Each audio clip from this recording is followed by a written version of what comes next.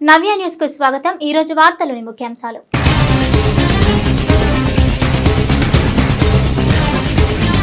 సమగ్ర ప్రణాళికతో ఎన్నికల నిర్వహణకు అధికారులు కమ్యూనికేషన్ వ్యవస్థను బలోపేతం చేయాలి। ఎన్నికల నిర్వహణపై ఈఆర్ఓలు జిల్లా నోడల్ అధికారుల సమావేశంలో బాపట్ల జిల్లా ఎన్నికల అధికారి కలెక్టర్ రంజిత్ బాషా।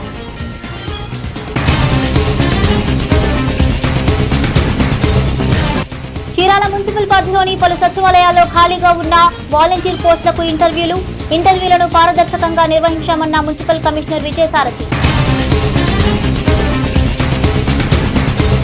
రైతులపై కేంద్రం అనుసరిస్తున్న విధానాలు దుర్మార్గం। విలేకరుల సమావేశంలో ఏఐటీయూసీ ప్రజా సంఘాల నాయకుల మండిపాటు।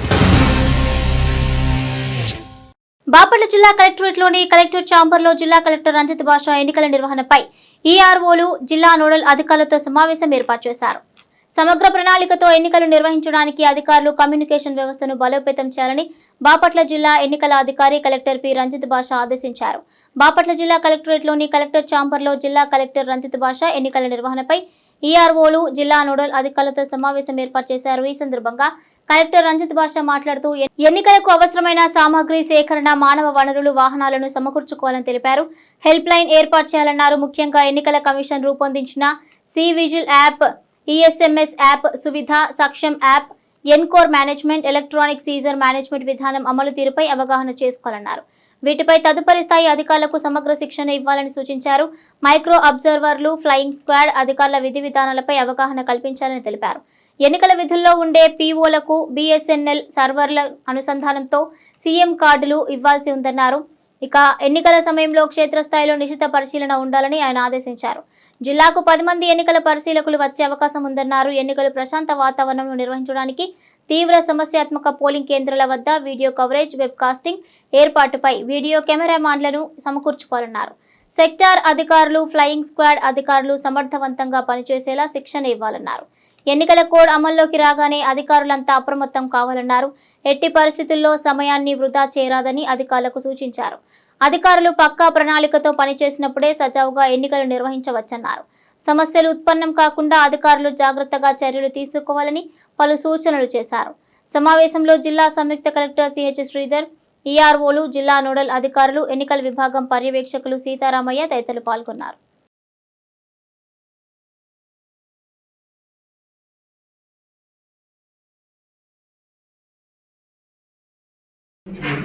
బోర్డ్ ఆఫ్ ఇంటర్మీడియట్ కూడా కమిషనర్ సెక్రటరీగా చూస్తాం సార్।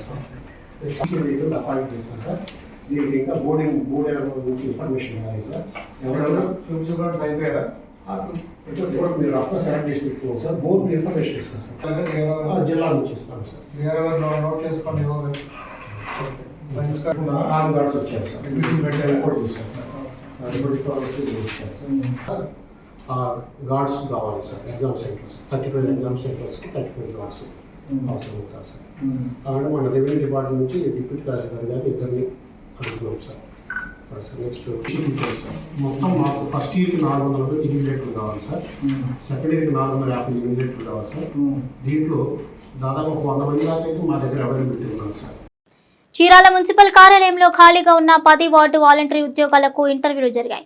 ఈ సందర్భంగా కమిషనర్ విజయసారథి ఆధ్వర్యంలో జరిగిన ఇంటర్వ్యూలలో దరఖాస్తుదారులను పలు అంశాలపై ఇంటర్వ్యూల ప్రక్రియను పూర్తి చేశారు। చీరాల మున్సిపల్ కార్యాలయంలో ఖాళీగా ఉన్న 10 వార్డు వాలంటరీ ఉద్యోగాలకు ఇంటర్వ్యూలు జరిగాయి। ఈ సందర్భంగా కమిషనర్ విజయసారథి ఆధ్వర్యంలో జరిగిన ఇంటర్వ్యూలలో దరఖాస్తుదారులను పలు అంశాలపై ఇంటర్వ్యూల ప్రక్రియను పూర్తి చేశారు। కమిషనర్ మాట్లాడుతూ చీరాల పట్టణంలోని మొత్తం 525 మంది వార్డు వాలంటరీ పనిచేస్తున్నారన్నారు। అయితే వీరిలో వివిధ కారణాల రీత్యా 10 ఉద్యోగాలకు ఖాళీ ఏర్పడగా వాటికి ఇంటర్వ్యూ నిర్వహించడం జరిగిందన్నారు। 10 వాలంటరీ ఉద్యోగాలకు సంబంధించి మొత్తం 28 మంది దరఖాస్తు చేసుకుని 17 మంది ఇంటర్వ్యూలకు హాజరవడం జరిగిందన్నారు। సాధించిన మెరిట్ ఆధారంతో అభ్యర్థులకు సమాచారం అందించి వాలంటీర్లుగా విధుల్లోకి తీసుకుంటామన్నారు। ఉన్నతాధికారుల ఆదేశాల మేరకే ఈ ప్రక్రియ మొత్తం పూర్తవుతుందని కమిషనర్ స్పష్టం చేశారు। ఈ కార్యక్రమంలో టీపీఓ శ్రీలక్ష్మి, ఆర్ఐ కిరణ్ తదితరులు పాల్గొన్నారు।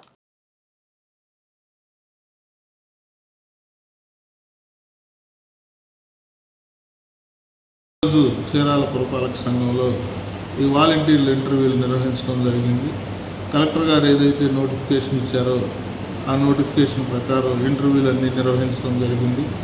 ఈ చీరాల పురపాలక సంఘంలో మొత్తం శాంక్షన్ వాలంటీర్ పోస్ట్ 525 వివిధ కారణాల వలన కొన్ని ఖాళీలు రావటం జరిగింది. కొన్ని అంటే ఓ 10 ఖాళీలు రావటం జరిగింది. దానికి గాను ఇంటర్వ్యూలు కాల్ఫర్ చేయగా ఆన్లైన్లో వాళ్ళు అందరూ కూడా 28 మంది అప్లై చేసుకోవటం జరిగింది. వారిని ఈరోజు ఇంటర్వ్యూలకు హాజరవ్వాల్సిందిగా కాల్ లెటర్ పంపించాం. దానికి గాను 17 మంది ఈరోజు ఇంటర్వ్యూలకు హాజరవటం జరిగింది. వాళ్ళందరినీ కూడా ప్రాధాన్యత క్రమంలో రూల్ ఆఫ్ రిజర్వేషన్ ప్రకారం ప్రభుత్వ నియమ నిబంధనలకు అనుగుణంగా వాళ్ళందరినీ అపాయింట్మెంట్ ఆర్డర్స్ ఇవ్వటం జరుగుతుందని ప్రజలందరికీ కూడా సౌనీయంగా మనవి చేసుకోవటం జరుగుతుంది. ప్రజా సంఘాల ఆధ్వర్యంలో జాతీయ కార్మిక సంఘాలు రైతు సంఘాల పిలుపు మేరకు దేశవ్యాప్తంగా బ్లాక్ డే నిర్వహించారు. ఈ సందర్భంగా చీరాల పట్టణం ఆర్టీసీ ఎంప్లాయీస్ యూనియన్ కార్యాలయంలో ఏఐటీయూసీ ప్రజా సంఘాల నాయకులు విలేకరుల సమావేశం ఏర్పాటు చేశారు. జాతీయ కార్మిక సంఘాలు రైతు సంఘాల పిలుపు మేరకు దేశవ్యాప్తంగా బ్లాక్ డే నిర్వహించారు. ఈ సందర్భంగా రైతు సంఘాల కార్మికులపై బీజేపీ ప్రభుత్వం అనుసరిస్తున్న విధానాలపై పలువురు తీవ్రస్థాయిలో మండిపడ్డారు. నాయకులు మాట్లాడుతూ రైతులు పండించిన పంటలకు గిట్టుబాటు ధర కల్పించాలని రైతులు దీక్ష చేస్తుంటే బీజేపీ ప్రభుత్వం రబ్బరు బుల్లెట్లు ప్రయోగించి ఓ రైతు ప్రాణాలు పోవడానికి కారకులైందన్నారు. దేశంలో రైతుల స్థితిగతులు దిగజారిపోతున్నాయన్నారు.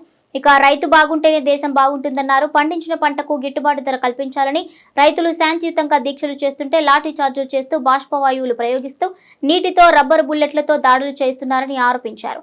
ఇప్పటికైనా కేంద్రంలోని బీజేపీ ప్రభుత్వం రైతులు పండించిన పంటకు గిట్టుబాటు ధరలు కల్పించాలని, లేదంటే బీజేపీని గద్దెదించుతామని స్పష్టం చేశారు. ఈ కార్యక్రమంలో బాబురావు, వెంకట్రావు, ప్రకాష్ బాబు, వెంకటేశ్వర్లు, జయరాం రెడ్డి తదితరులు పాల్గొన్నారు. ఈనాడు భారతదేశ వ్యాప్తంగా బీజేపీ అనుసరిస్తున్నటువంటి ప్రజా వ్యతిరేక విధానాలు, కార్మిక వ్యతిరేక విధానాలు, అదేవిధంగా గత వారం రోజుల నుండి ఢిల్లీ సరిహద్దుల్లో రైతు సంఘాలు జరుపుతున్నటువంటి వారి సమస్యల పరిష్కారం కోరుతూ నిరసన కార్యక్రమాలు చేస్తూ ఉంటే వారి మీద బుల్లెట్ వర్షం కురిపించి రబ్బర్ బుల్లెట్లతోటి మరి అక్కడ ఉన్నటువంటి ఒక యువ రైతుని కాల్చడం కూడా జరిగింది. ఆ చనిపోయినటువంటి రైతుకి ఇవాళ నిరసనగా దేశవ్యాప్తంగా అన్ని కేంద్ర కార్మిక సంఘాలని కూడా ఈరోజు బ్లాక్ డేగా ప్రకటించి నిరసన తెలియజేస్తా ఉన్నారు.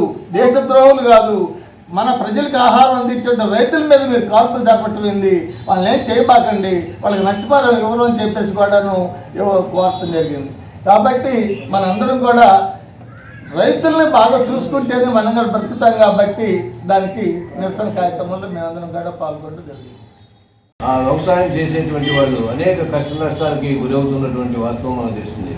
1920లో జరిగినటువంటి ఒక మహోన్నతమైన పోరాటం, దాదాపు 700 మంది రైతాంగం అందులో మరణించి వారు యొక్క త్యాగాలు చేస్తే ప్రధానమంత్రిగా ఉన్నటువంటి ఆయన పార్లమెంటులో తను చేసినటువంటి చట్టాలని ఉపసంహరించుకుంటూ భారత ప్రజానీకాన్ని, రైతాంగాన్ని క్షమాపణ కోరినటువంటి వాస్తవం మనం గుర్తించింది. గుర్తించాలి. అంతేకాకుండా ఆనాడు ఈ రైతాంగంతో చేసుకున్నటువంటి ఒప్పందంలో వాళ్ళు ఏమడుగుతున్నారు, ఈరోజు కూడా ఆ కొన్ని సంవత్సరాలు గడిచిపోయినా కానీ మీరు ఇచ్చేటువంటి హామీల్ని అమలుపరచండి అని అడుగుతున్నారు. తర్వాత మేము పండించిన పంటకి గిట్టుబాటు ధర అడుగుతున్నారు. రైతుల యొక్క హక్కుల్ని పరిరక్షించండి అని అడుగుతున్నారు. అయినప్పటికీ కానీ ఈ రైతుల యొక్క శాంతియుతంగా చేస్తున్నటువంటిది, ప్రజాస్వామ్యయుతంగా చేస్తున్నటువంటి పోరాటాల మీద దమన నీతితోటి, ఉక్కుపాదంతో వాళ్ళని చేయాలనేటువంటి వాళ్ళని చరిత్రలో నేటి ముఖ్యమైన ఘటనలు ఓసారి చూద్దాం.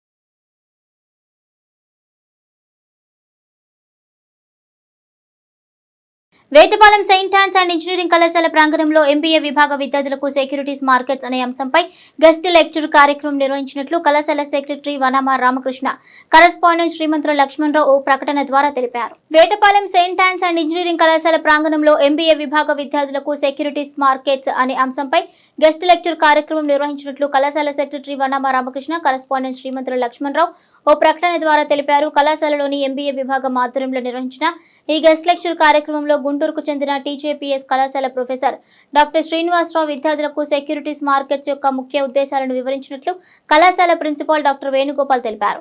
ఈ సందర్భంగా డాక్టర్ శ్రీనివాసరావు మాట్లాడుతూ ఇన్వెస్ట్మెంట్లో రకాలు, తేడాలు, ఇన్వెస్ట్మెంట్ చేసేటప్పుడు తీసుకోవాల్సిన జాగ్రత్తల గురించి తెలిపారు. సెక్యూరిటీస్ మార్కెట్లో సిస్టమాటిక్ ఇన్వెస్ట్మెంట్ గురించి వివరించారు. మిగతా వాటిలో ఇన్వెస్ట్మెంట్లకు దీనికి గల ప్రయోజనాలను తెలిపారు. ఈ క్రమంలోనే విద్యార్థులకు తలెత్తిన సందేహాలను నివృత్తి చేశారు. గెస్ట్ లెక్చర్ కార్యక్రమాన్ని డాక్టర్ చాంద్ బాషా కన్వీనర్ గా వ్యవహరించారు. బాపట్ల జిల్లా కలెక్టరేట్లోని స్పందన సమావేశపు హాల్లో జిల్లాలో జగనన్న కాలనీలో నివేశన స్థలాలు ఇచ్చిన లబ్ధిదారులకు రిజిస్ట్రేషన్ పట్టాలను జిల్లా కలెక్టర్ రంజిత్ బాషా అందించారు. రాష్ట్ర ప్రభుత్వం ఒక్క పైసా రిజిస్ట్రేషన్ ఖర్చు లేకుండా నవరత్నాలు పేదలందరికీ ఇళ్లు పథకం ద్వారా ఇళ్ల పట్టాలు అందజేయడం చారిత్రాత్మక నిర్ణయమని జిల్లా కలెక్టర్ రంజిత్ బాషా అన్నారు. ప్రకాశం జిల్లా ఒంగోలులో సీఎం వైఎస్ జగన్మోహన్ రెడ్డి ఇళ్ల స్థలాల రిజిస్ట్రేషన్ పట్టాలు పంపిణీ కార్యక్రమంలో లబ్ధిదారులకు పట్టాలు అందించారు. ఈ కార్యక్రమంలో భాగంగా బాపట్ల జిల్లా కలెక్టరేట్లోని స్పందన సమావేశపు హాల్లో జిల్లాలో జగనన్న కాలనీలో నివేశన స్థలాలు ఇచ్చిన లబ్ధిదారులకు రిజిస్ట్రేషన్ పట్టాలను జిల్లా కలెక్టర్ రంజిత్ బాషా అందించారు. ఈ సందర్భంగా కలెక్టర్ రంజిత్ బాషా మాట్లాడుతూ రాష్ట్ర ప్రభుత్వం సొంత ఆస్తిగా నివేశన స్థలంపై పూర్తి హక్కు కల్పించారని, లబ్ధిదారులు త్వరితగతిన ఇంటి నిర్మాణాలు చేసుకోవాలని చెప్పారు. జిల్లాలో 48,000 మందికి రిజిస్ట్రేషన్ చేసిన పట్టాలను అందజేసినట్లుగా చెప్పారు. పేదలకు సొంతిల్లు కల్పించడం పేదల జీవితాలు వెలుగులు నింపుతుందన్నారు. లబ్ధిదారులు తమకు ఇచ్చిన పట్టాలను సచివాలయ కేంద్రాల నుంచి వెంటనే పొంది గృహాలు నిర్మించుకోవాలని ఆయన సూచించారు. ఈ కార్యక్రమంలో joint collector CH Sridhar, Bapatla RDO Ravinder తదితరులు పాల్గొన్నారు.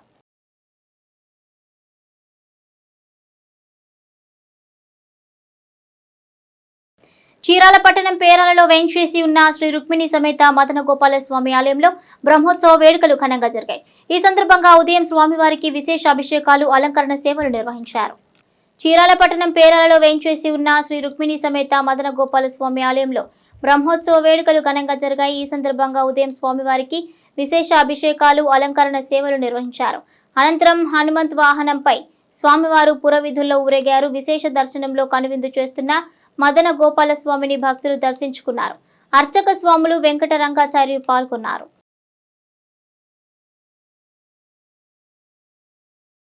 పేరాల గ్రామంలో వేంచేసి ఉన్న శ్రీ రుక్మిణి సత్యభామ సమేత శ్రీ మదన గోపాల స్వామి వారి దేవస్థానంలో మాఘశుద్ధ ద్వాదశి మొదలుకొని మాఘ బహుళ పాడ్యం వరకు జరుపు త్రయాణిక బ్రహ్మోత్సవ కార్యక్రమంలో వైఖానస ఆగమ శాస్త్రానుసారంగా జరుగుతున్నటువంటి విధానంలో ఈరోజు 3వ రోజుగా హనుమంత్ వాహన సేవ మహోత్సవ కార్యక్రమం రుక్మిణి సత్యభామ సమేత మదన గోపాల స్వామి వారి గ్రామోత్సవం జరుపుతూ ఉన్నారు. ఎంతమందో కార్యక్రమాన్ని తిలకిస్తూ స్వామివారిని దర్శిస్తూ తీర్థప్రసాదాలు స్వీకరిస్తూ స్వామివారి కృపకు పాత్రులవుతూ ఉన్నారు. నేటి తిరుమల తిరుపతి సమాచారాన్ని ఓసారి పరిశీలిద్దాం. తిరుమలలో భక్తుల రద్దీ పెరిగింది. కలియుగ ప్రత్యక్ష దైవం వెంకటేశ్వర స్వామిని దర్శించుకునేందుకు వివిధ ప్రాంతాల నుంచి భక్తులు పెద్ద సంఖ్యలో తిరుమలకు చేరుకున్నారు. దీంతో కొండపై ఉన్న 31 కంపార్ట్మెంట్లు భక్తులతో నిండిపోయాయి. టోకెన్లు లేని భక్తులకు 18 గంటల్లో సర్వదర్శనం కలుగుతోందని టీటీడీ అధికారులు తెలిపారు. నిన్న స్వామివారిని 57,973 మంది భక్తులు దర్శించుకోగా 21,722 మంది తలనీలాలు సమర్పించుకున్నారు. భక్తులు సమర్పించుకున్న కానుకల ద్వారా హుండీ ఆదాయం 3.95 కోట్లు ఆదాయం వచ్చిందన్నారు.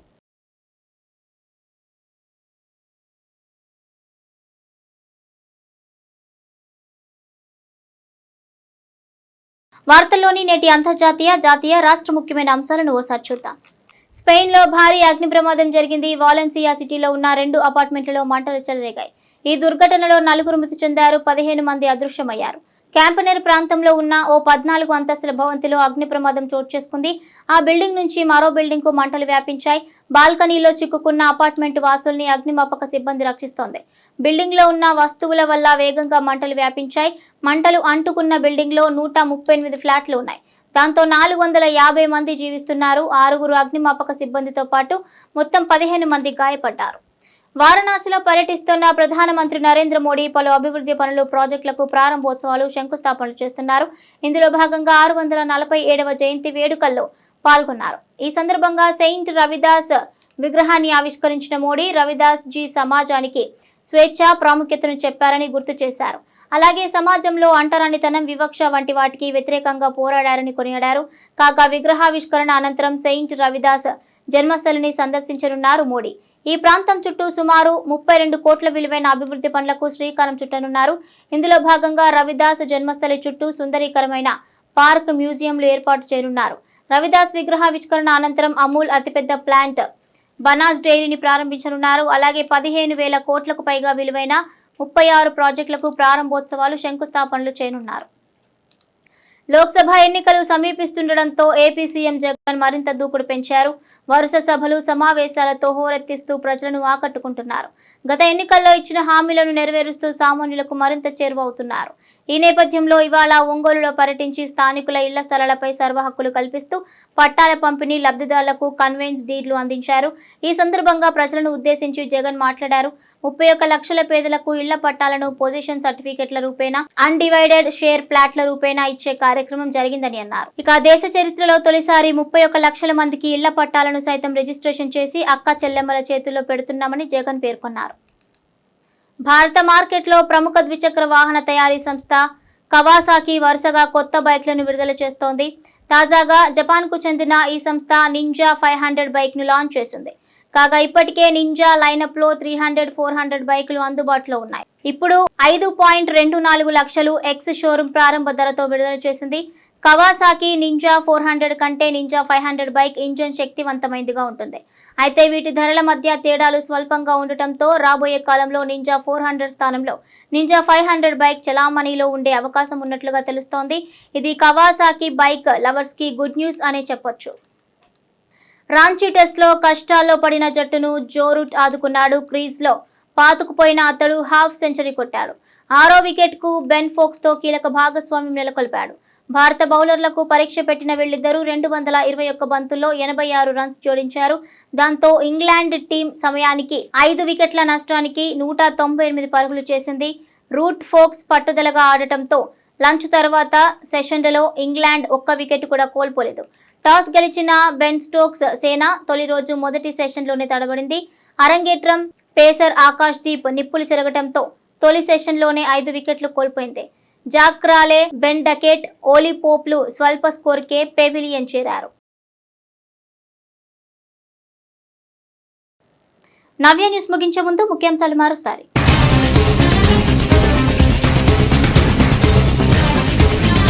సమగ్ర ప్రణాళికతో ఎన్నికల నిర్వహణకు అధికారులు కమ్యూనికేషన్ వ్యవస్థను బలోపేతం చేయాలి. ఎన్నికల నిర్వహణపై ఈఆర్ఓలు, జిల్లా నోడల్ అధికారుల సమావేశంలో బాపట్ల జిల్లా ఎన్నికల అధికారి కలెక్టర్ రంజిత్ బాషా.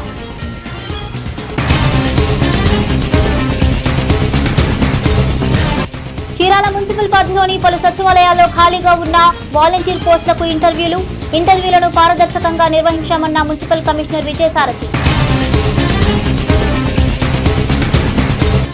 రైతులపై కేంద్రం అనుసరిస్తున్న విధానాలు దుర్మార్గం. విలేకరుల సమావేశంలో ఏఐటీయూసీ ప్రజా సంఘాల నాయకుల మండిపాటు. నవ్య న్యూస్ ఇంతటితో సమాప్తం. నమస్కారం.